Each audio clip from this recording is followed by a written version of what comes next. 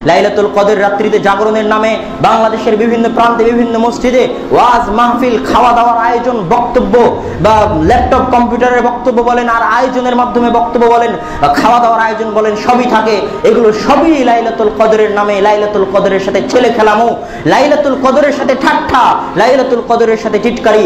লাইলাতুল কদরে এই জাতীয় আমল রাসূল সাল্লাল্লাহু আলাইহি ওয়াসাল্লামের পক্ষ থেকে প্রমাণিত নয়। তিনি পরিবার পরিজন সহ জাগতেন, বাড়িতে জাগতেন, জনগণকে সাথে নিয়ে মসজিদে হই হুল্লোড় করার মাধ্যমে, খাওয়া দাওয়ার আয়োজনের মাধ্যমে।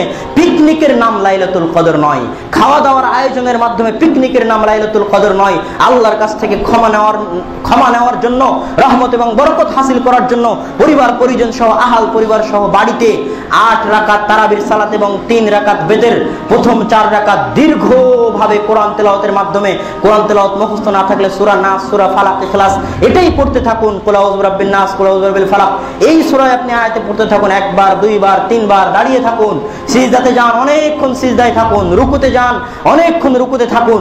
এইভাবে যখন 4 রাকাত সালাত শেষ হবে তখন ঘরের বাতি আলো নিভিয়ে দিয়ে আল্লাহ সুবহানাহু ওয়া তাআলার নিকটে 2 হাত উত্তোলন করে অঝর ধারায় কাঁদুন। আজকে আল্লাহর কাছ থেকে রহমত এবং বরকত নিতেই হবে, আল্লাহর কাছ থেকে ক্ষমা হাসিল করতেই হবে। তারপরে যখন অনেক কান্দাকাটি করার পর চোখ দিয়ে যখন অঝর ধারায় পানি পড়ছে, নিজের গুনাহ এবং পাপের জন্য যখন আপনি অনুতপ্ত, তখন আল্লাহ সুবহানাহু ওয়া তাআলা আপনাকে ক্ষমা করে দিবেন। পরে আবার বাকি 4 রাকাত পড়ুন, তারপরে বেতের পড়ুন।